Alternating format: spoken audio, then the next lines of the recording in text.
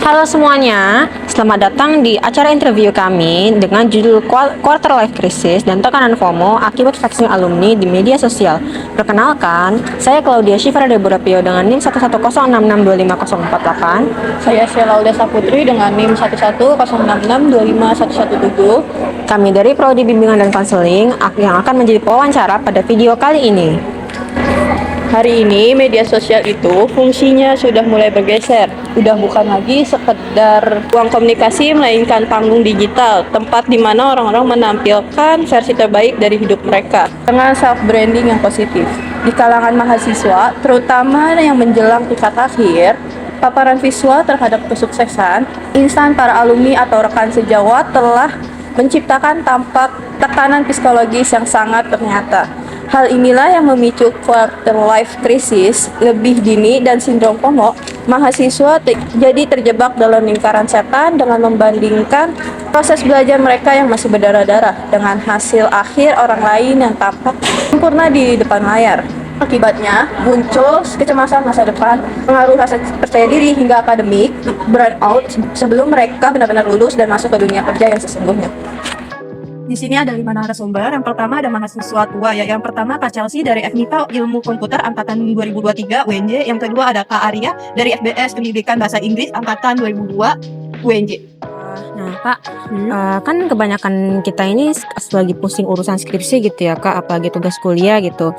Kan pengennya tuh refreshing gitu. Kan biasanya refreshing kita itu kan medsos. Nah tapi pas kita buka medsos tuh malah bukannya seneng atau tenang gitu ya Kak, malah kayak makin cemas gitu karena ngelihat tampilan status kawan, saudara, atau random people tuh dengan berbagai pencapaiannya masing-masing gitu.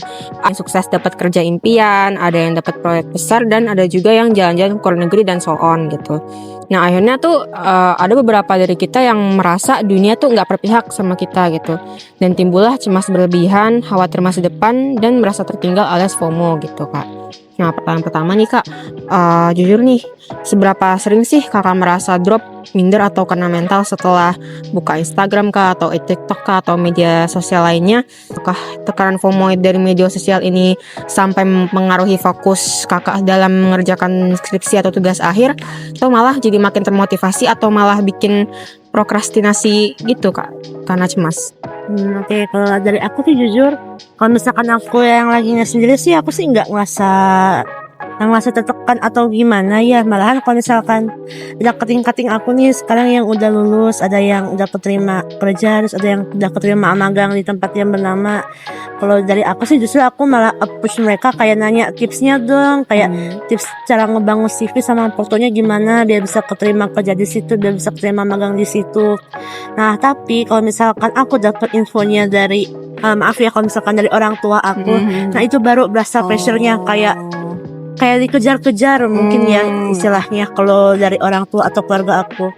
Intinya sih gitu sih, tergantung dari siapa aku dapat infonya. Kalau misalkan aku yang lagi nge-scroll sendiri di IG, di LinkedIn, kayak aku biasa-biasa aja, malah aku malah kayak wah harus cari tahu nih dia nih gimana sih isi CV sama portonya biar bisa keterima. Kayak gitu sih kalau aku. Jujur kalau misalkan minder, pasti ada ya yang namanya orang pastinya pengen ngerasanya lebih. Itu hal yang manusiawi menurut saya.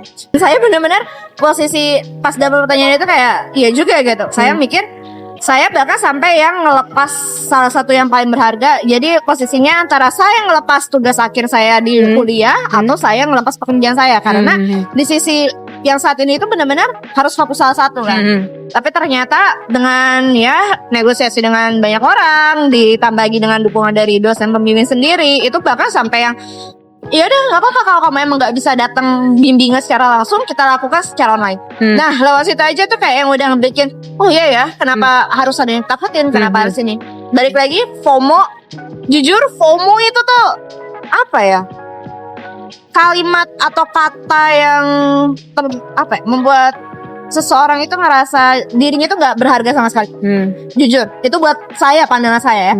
Karena apa? Pertama, dia kayak seolah-olah harus dikejar oleh sesuatu.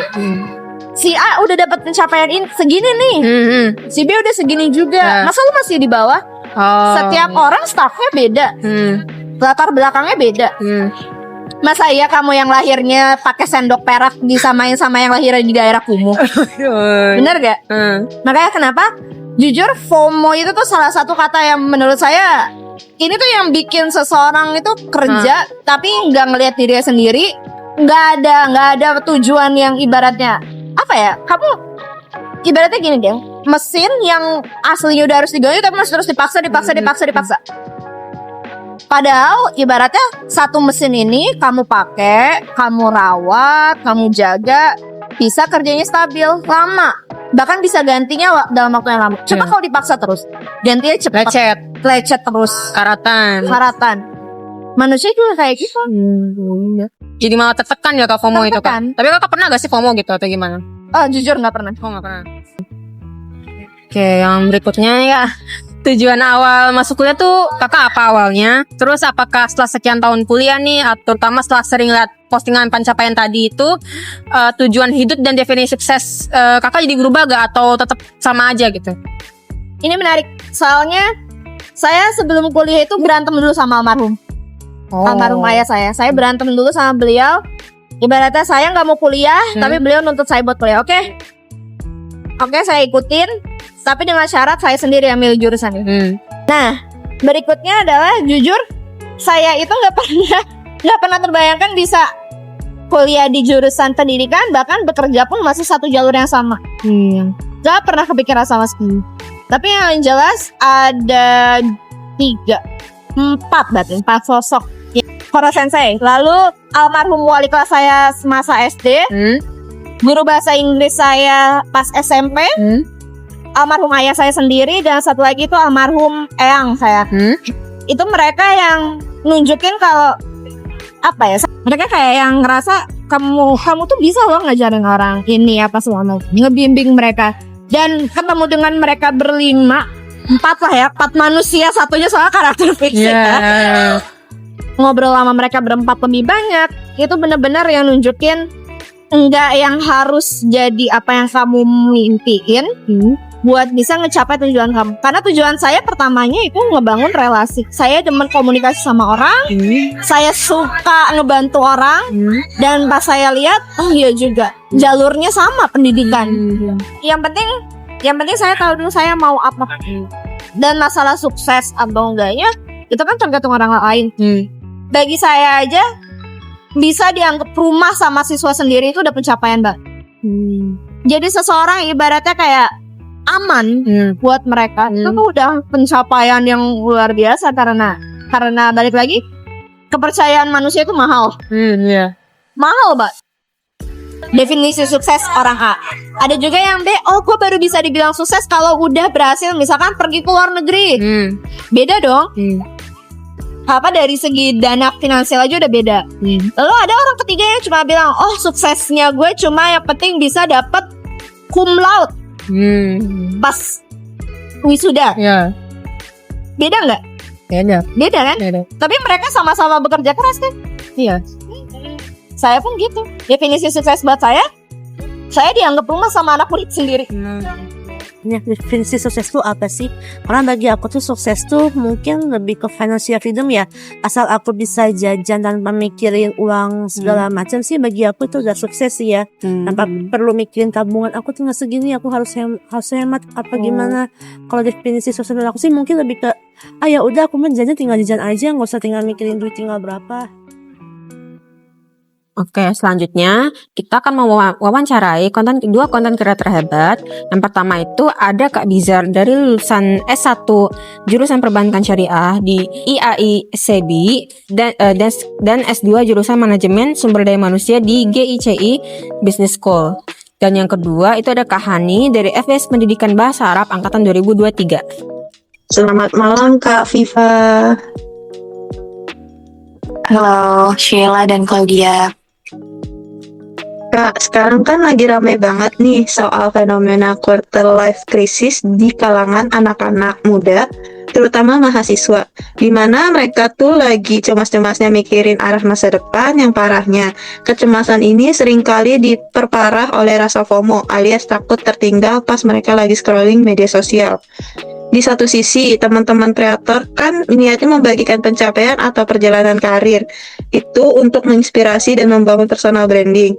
Tapi di sisi lain, bagi mahasiswa, terutama yang semester tua, yang skripsinya lagi mandek atau belum dapat kerja, postingan kayak gitu kadang diterima dengan cara yang berbeda. Menanggapi fenomena ini dari sudut pandang kakak sebagai orang yang memproduksi konten tersebut, bagaimana kakak melihat pandangan ini? Apakah ini kritik yang valid atau sekedar salah paham? Oke, baik. Jadi pertanyaannya tentang hubungan antara konten edukasi dan motivasi pencapaian gitu terhadap kecemasan mahasiswa atau manusia-manusia yang beranjak dewasa gitu ya, umur 20-an. Ya, jadi tanggapanku apakah ini valid atau tidak? Valid. Kalau dibilang valid, valid. Jadi memang quarter life crisis itu secara masif secara pasti ya akan dialami gitu sama teman-teman, sama kita nih sebagai anak muda. Cuman mungkin bebannya dan skalanya itu yang berbeda-beda, triggernya pun berbeda-beda. Ada yang keluarga, ada yang teman, ada yang konten bahkan bisa jadi trigger. Jadi salah satu hal yang valid menurut saya gitu ya. Hanya saja audiens itu kan punya latar belakang yang beda ya. Ada yang mungkin dia menganggap konten edukasi dan pencapaian itu sebagai trigger buat dia termotivasi, tapi ada juga yang menjadi sebaliknya, jadi tekanan gitu. Itu juga tergantung sama pengalamannya, tergantung sama lingkungannya dan harapan-harapan yang dibebankan sama dia gitu. Jadi untuk apakah konten itu bisa menjadi trigger orang cemas? Ya bisa jadi, tapi menurut saya nggak tepat juga kalau kita bebankan itu secara penuh tanggung jawabnya terhadap si content creator. Jadi membuat cemas iya, tapi karena dipengaruhi oleh faktor-faktor tadi. Cuman itu bukan sepenuhnya tanggung jawab konten kreator gitu. Jadi menurut saya tanggapannya kayak gitu sih. Jadi kalau ditanya tanggapannya gimana, itu memang ada dua gitu. Ada memang banyak sih yang kita lihat ya, konten kreator yang kita nggak pernah tahu, out of nowhere dia datang terus tiba-tiba udah pamer mobil mewah dan lain-lain. Ada juga konten kreator yang kita tahu dari dulu dia emang hidupnya susah, terus dia tampilin day by day kontennya dia, survive-nya dia sampai dia achieve something, dan itu achievement yang luar biasa. Nah itu sebuah hal yang berbeda dan kita nanggapinnya juga pasti berbeda ya gitu. Nah sebenarnya ya itu tergantung diri kita masing-masing sih nanggapinnya seperti apa. Kalau ingin tidak memiliki anxiety dan lain-lain, justru kontrol dirinya itu ada di diri kita masing-masing sebenarnya, karena kita bisa ngeakurasi lagi konten-konten creator mana yang bisa kita follow. Kita juga bisa tidak memfollow ke orang-orang yang orang-orang yang flexing gitu. Jadi sebenarnya dua-duanya, yang flexing dan yang beneran tampilin branding yang sesuai dengan apa yang dia kerjakan juga itu ada juga. Jadi dua-duanya ada sih, tergantung kitanya kayak gimana mau nanggepinnya.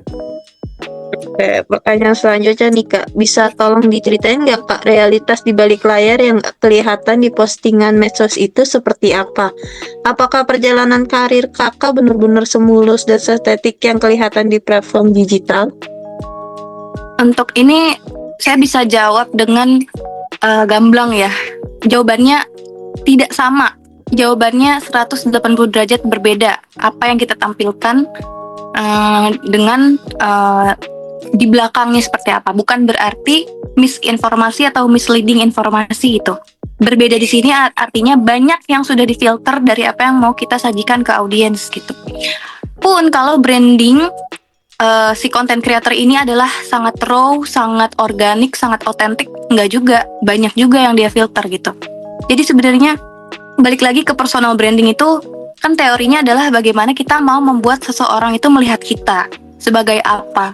Yang jelas kita yang mengatur otak mereka, kita yang memberikan informasi, menyisipkan informasi tentang kita ke otak mereka sehingga mereka punya gambaran yang kita mau tentang diri kita. Dan itu kan nggak main-main, maksudnya nggak sembarangan, pasti ada yang harus difilter sampai menuju ke tujuan itu gitu.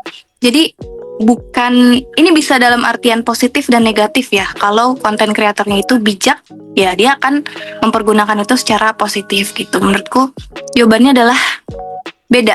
Jadi banyak gitu yang difilter, karena kita nggak bisa ya menyajikan juga bertahun-tahun, berbulan-bulan pengalaman kita, jatuh bangunnya kita dalam 30 detik atau 1 menit video. dalam beberapa slide carousel gitu. Nggak mungkin. Pastinya enggak ya, karena yang kita ingin tampilkan di medsos tentunya adalah hal-hal yang baik. Kita juga tidak ingin mengumbar-ngumbar. Namanya orang sih rata-rata yang ditampilkan di media sosial itu yang bagus-bagus. Kalau yang realitanya lagi susahnya, misalnya lagi stresnya, itu pasti tidak kita tampilkan. Kalau aku pribadi nggak aku tampilkan. Misalkan ada yang nanya-nanya dan sebagainya, ada yang minta tips dan lain-lain, tentu kita akan open ya untuk share masing-masing. Tapi realitanya memang tidak. Nah, itu yang suka tidak dipahami sama orang-orang yang gampang sekali anxiety, karena mereka hanya menganggap postingan-postingan itu adalah realnya kayak gitu. Padahal mereka harus sadar bahwa ada proses-proses di belakangnya. Makanya perlu dibatasin lagi, perlu ada kesadaran dalam diri kita kalau ngelihat konten-konten yang sudah bagus gitu. Jangan sampai di era quarter life crisis ini kita semakin under pressure, karena ya kita harus paham bahwa setiap content creator itu tidak menampilkan whole thing. Gimana susah-susahnya dia itu pasti nggak mungkin akan selalu ditampilkan gitu. Nih Kak, pertanyaan terakhir nih Kak. Menurut Kakak, kapan sebuah konten berbagi karir itu berubah dari yang tujuannya mengedukasi dan menginspirasi menjadi murni komoditas untuk pamer ego dan mencari achievement? Gimana batas etisnya? Ya, untuk ini jawabannya berbeda antara konten yang secara umum dia itu baik atau melanggar etika, itu beda sama ketika suatu konten edukasi bisa menjadi konten yang cuman flexing atau yang sampai berdampak negatif, membuat orang cemas dan segala macamnya. Sebenarnya gak ada batasan yang jelas gitu, saya bisa bilang gak ada batasan yang valid, yang lugas terkait ini. Pun kalau misalnya si content creator itu cuman menyajikan pencapaiannya aja, terus ya udah benar-benar pencapaiannya aja, itu kita nggak bisa mengecap itu juga konten yang tidak bermanfaat. Tentu itu bermanfaat bagi sebagian orang yang melihatnya sebagai motivasi. Hanya saja mungkin konten itu dilihat dari segi value-nya kurang daripada konten yang memang dia share pengalaman, edukasi, pencapaian, tapi dia share juga step by step-nya misalnya, caranya misalnya gitu. Jadi sebenarnya balik lagi ke jawaban nomor 1 ya, audiens itu punya latar belakang yang berbeda-beda, punya pengalaman yang berbeda, punya beban yang dia tanggung berbeda gitu. Jadi dia melihat konten itu pun akan menafsirkannya secara berbeda gitu. Jadi untuk batasan itu tidak ada. Cuman kalau misalnya konten itu udah mengandung sara, itu pasti itu konten negatif. Udah mengandung diskriminasi, pasti itu negatif. Udah mengandung hal-hal yang kita tahu itu nggak baik secara moral gitu. Tapi kan kalau menyampaikan pencapaian, ya udah itu haknya mereka gitu, selagi tidak mengandung sara. Jadi itu tidak, meskipun dampaknya mungkin negatif bagi sebagian orang, itu bukan konten yang jelek, hanya saja kurang bervalue atau kurang bermanfaat gitu misalnya. Sebenarnya batasnya itu kita hanya bisa ngelihat ke sisi konten kita tersebut. Jadi kalau menurutku batasan ketika sudah shifting dari hanya sekedar share dan shifting ke ingin flexing dan lain-lain adalah ketika si content creator ini tidak puas sama sekali terhadap viewers, terhadap likes, terhadap engagement dari konten tersebut. Sebenarnya shifting itu di situ sih faktor terpentingnya adalah ketika dia tidak puas, dia marah, dia kecewa ketika kontennya tidak dilihat sama banyak orang, tidak dapat endorsement, dia tidak bisa mencuanin konten tersebut misalnya. Itu adalah titik shifting terbesar gitu. Jadi sebenarnya kalau kita sebagai penonton, kita nggak bisa ngelihat dia ini maksudnya flexing atau enggak, karena itu sulit untuk kita bisa tahu. Nah, tapi justru ada di si content creator tersebut. Jadi ketika dia happy, fun to share with others, yaitu dia masih di tahap ya dia beneran kok personal branding, terus ingin inspiring banyak orang. Tapi ketika sudah tidak puas, ketika viewers sedikit, engagement sedikit, tidak dapat endorsement dan lainnya, itu berarti sudah masuk ke tahap tujuannya sudah berbeda gitu. Nah, setelah kita mewawancarai dari pihak mahasiswa semester tua dan dan content creator, kita akan mendengar tanggapan dari dosen BK sekaligus konselor PLPBK UNJ, Dr. Ucat Monika Bastia Ramadhani, MPD.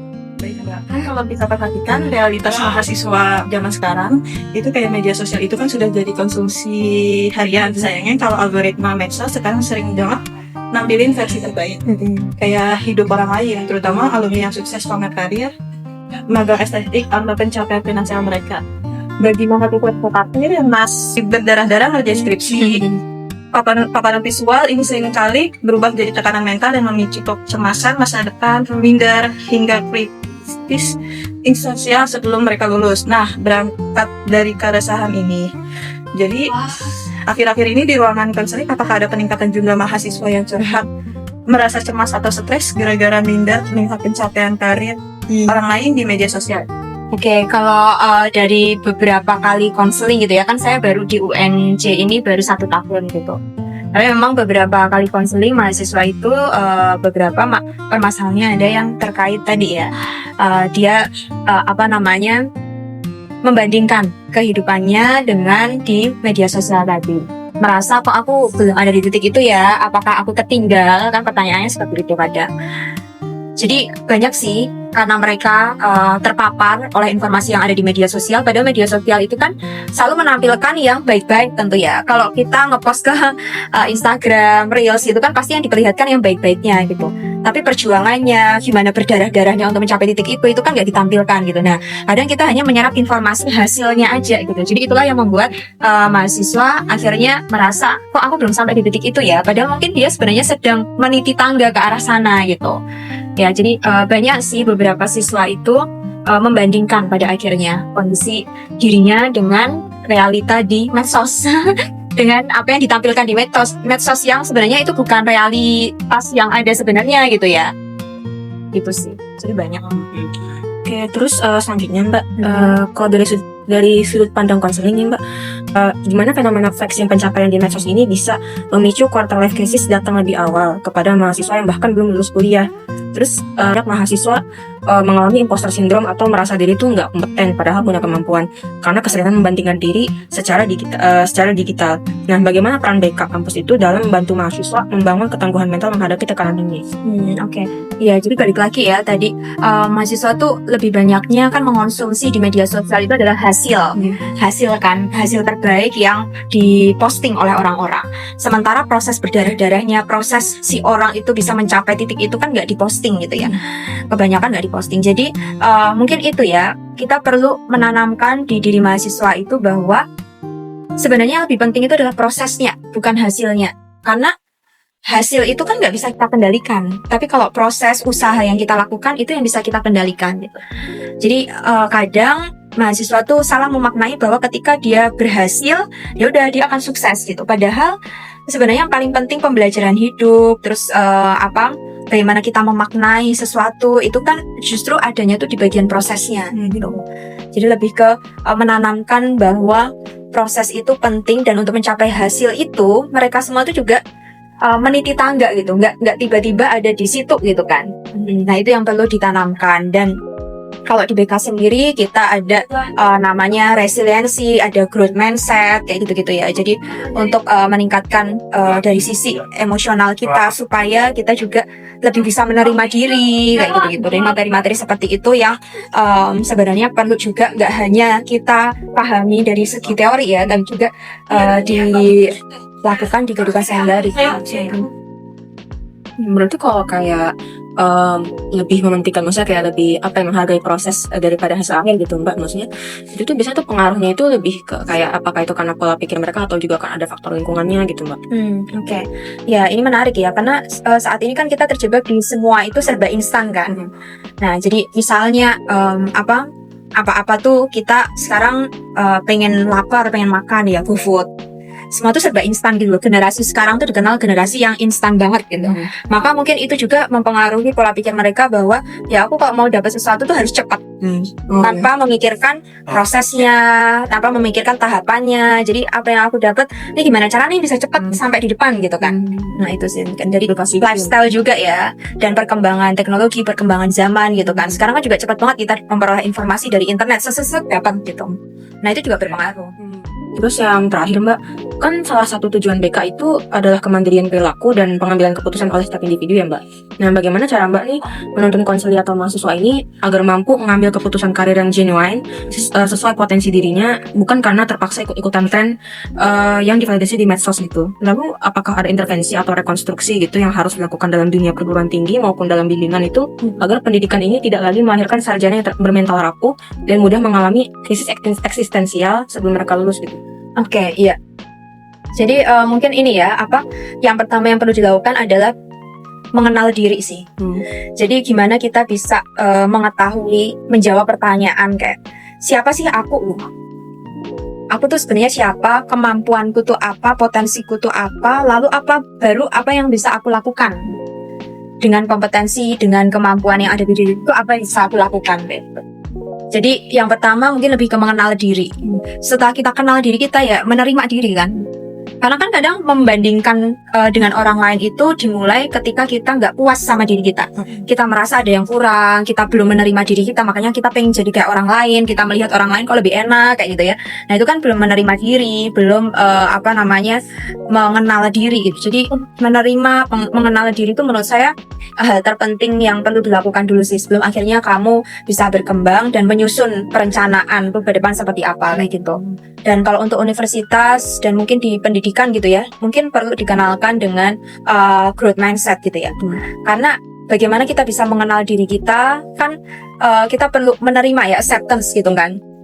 Nah kadang tuh kita terjebak di pemikiran bahwa aku memang nggak bisa, aku memang nggak bisa berkembang karena aku anak orang nggak punya misalnya gitu kan. Jadi kadang kita membatasi diri kita sendiri gitu loh. Tapi dengan kita punya mindset yang bisa bertumbuh, punya growth mindset tadi gitu ya, ketika kita mengenal diri kita, aku memang tidak punya privilege, aku dilahirkan di tengah keluarga yang mungkin memiliki berbagai keterbatasan gitu. Tapi itu tidak akan membuat aku berhenti berkembang. Aku akan tetap berusaha karena banyak sekali yang bisa aku manfaatkan. Misalnya ada beasiswa, ada ini, ada itu. Nah dia mentalnya itu tetap tumbuh gitu, mindsetnya tetap tumbuh.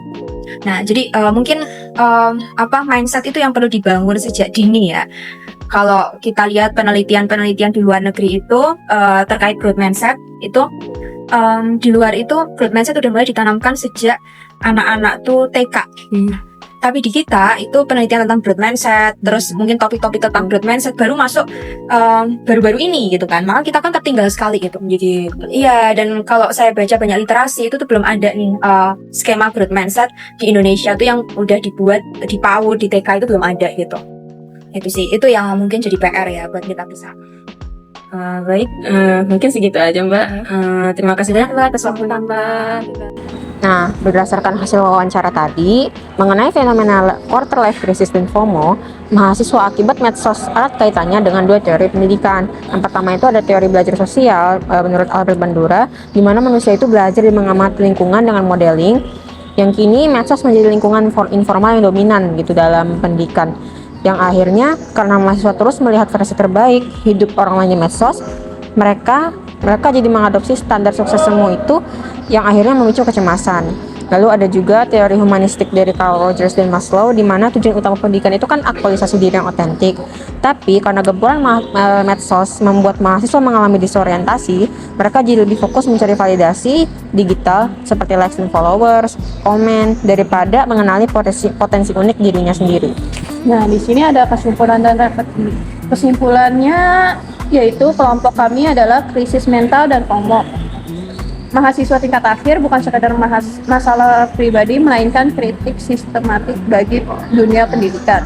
Ini terjadi karena pendidikan terlalu fokus pada hasil kerja tanpa membekali mahasiswa ketangguhan mental atau resiliensi dengan literasi digital yang sehat. Pelajaran yang diperolehnya, kami sadar bahwa apa yang ada di medsos hanyalah hype real, bukan realitas utuh. Sebagai calon pendidik, kami belajar bahwa tugas pendidikan harus menyentuh ranah efektif, yaitu membantu peserta didik membangun konsep diri yang kokoh agar tidak mudah FOMO. Nah, rekomendasi dari kami ini, yang pertama itu kalau di kampus itu kita bisa ke BK kampus yang dimana mungkin rekomendasinya itu maksudnya BK kampus tuh bisa membuat program digital well-being dan konseling kelompok yang dimana untuk mengatasi kecemasan masa depan, bukan cuma pelatihan bikin visi. Terus yang kedua untuk mahasiswa itu bisa harus bijak menyaring konten medsos dan sekali detox melakukan detox digital. Dan juga yang ketiga dari alumni kreator itu mungkin mereka bisa juga mulai membagikan cerita proses dan kegagalan secara jujur, bukan cuma pamer kesuksesan tapi juga berbagi sharing agar bisa juga bermanfaat untuk orang lain gitu. Nah, baik, sekian dari kelompok kami. Kurang lebihnya mohon maaf. Wassalamualaikum warahmatullahi wabarakatuh. Selamat dadah.